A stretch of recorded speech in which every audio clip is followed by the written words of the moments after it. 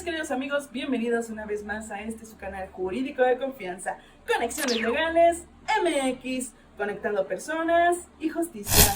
Y pues bueno, en este video les quiero hablar un poco sobre el tema que ha estado sucediendo alrededor de la gobernadora de Chihuahua y del partido político de Morena. Así que, ¡acompáñame! Como en una película de James Bond, así comienza una serie de eventos desafortunados que hoy por hoy colocan a los ciudadanos mexicanos en medio de una guerra de narrativas de poder. En esta esquina, la narrativa estadounidense, narcoestado, terrorismo. Y en esta otra, la narrativa mexicana, traición a la patria, juicio político. ¿Quién ganará? No lo sé, pero lo que sí sé es que mientras este debate se reproduce en todos los medios, nosotros los ciudadanos somos víctimas de una guerra narrativa. Detrás de estas escenas de tensión y acusaciones se esconde algo más profundo, herramientas de poder utilizadas por los gobiernos para moldear la percepción ciudadana. Una de ellas es la comunicación política, que consiste en el intercambio de información entre gobernantes y gobernados, a través de canales estructurados o informales sobre asuntos políticos y de políticas públicas de interés.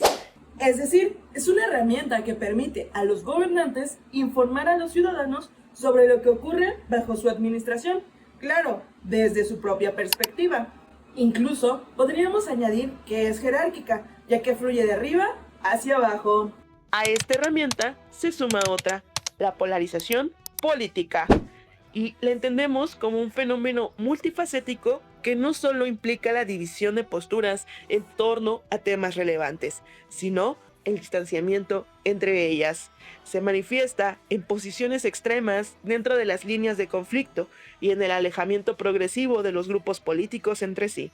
En otras palabras, la polarización no es únicamente división, es separación y es ruptura.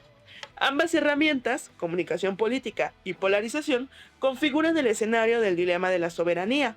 Para entenderlo, es necesario revisar algunas fechas y acontecimientos que han sucedido en los últimos meses y que han marcado el inicio de este conflicto.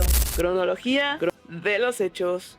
El 19 de abril del 2026, 2 agentes de la CIA y 2 funcionarios estatales mexicanos murieron cuando el vehículo cayó a un barranco en la sierra de Chihuahua. Entre las víctimas se encontraban Richard Leder Johnson III, John Dudley Black, Pedro Romano Ceguera Cervantes y su escolta Manuel Genaro Méndez Montes. Posteriormente, el 29 de abril del 2026, el gobierno de Estados Unidos solicitó la detención provisional con fines de extradición del gobernador de Sinaloa, Rubén Rocha Moya. Y ese mismo día, la Secretaría de Relaciones Exteriores recibió y turnó a la Fiscalía General de la República, PGR, los documentos emitidos por la Corte del Distrito Sur de Nueva York. Y la respuesta del gobierno mexicano ante esta solicitud fue clara: no existen pruebas suficientes para la extradición. El 17 de mayo de 2026, en Chihuahua, militantes de Morena se congregaron en el centro de la capital para exigir la renuncia de la gobernadora Maru Campos, acusándola de haber permitido la operación de la CIA en territorio mexicano. Análisis jurídico. La Constitución mexicana protege la soberanía y establece límites claros a la intervención extranjera. El artículo 40 señala que México, bajo ninguna circunstancia, aceptará intervenciones, intromisiones o cualquier otro acto desde el extranjero que sea lesivo de la integridad, independencia y soberanía de la nación.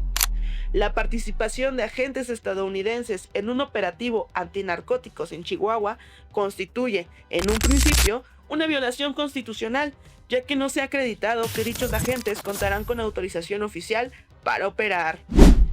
La Ley de Seguridad Nacional, en su artículo 70, establece que los servidores públicos deben de apegarse a las normas y lineamientos de su relación con agentes extranjeros. Su incumplimiento genera responsabilidad administrativa o penal.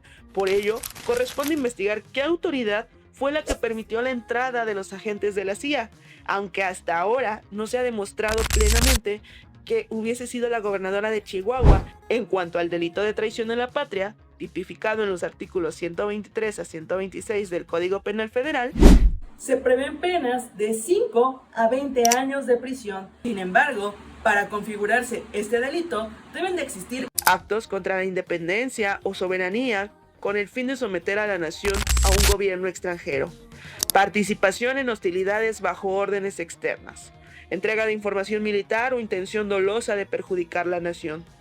Juicio político.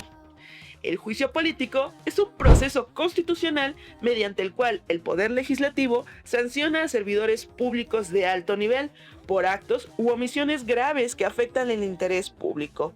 Se regula en los artículos 109 y 110 de la Constitución, y en este proceso participan la Cámara de Diputados, quienes actúan como un órgano instructor y de acusación, y la Cámara de Senadores, quienes fungen como un jurado de sentencia. Las sanciones posibles a este juicio político son la destitución e inhabilitación para el cargo público, pero, como tal, no se contempla la prisión. Origen de los acuerdos. El trasfondo de estos eventos se remonta a abril del 2022, cuando los gobiernos de Chihuahua, Coahuila y Nuevo León firmaron memorándums de entendimiento con Texas. Es un acuerdo diplomático formal, pero no vinculante legalmente, en el que establecen intenciones, objetivos y lineamientos comunes para cooperar en temas específicos. El gobernador Greg Abbott, a inicios de abril del 2022, había ordenado inspecciones exhaustivas en los camiones de carga que cruzaban la frontera, lo que paralizó el comercio y generó pérdidas económicas graves.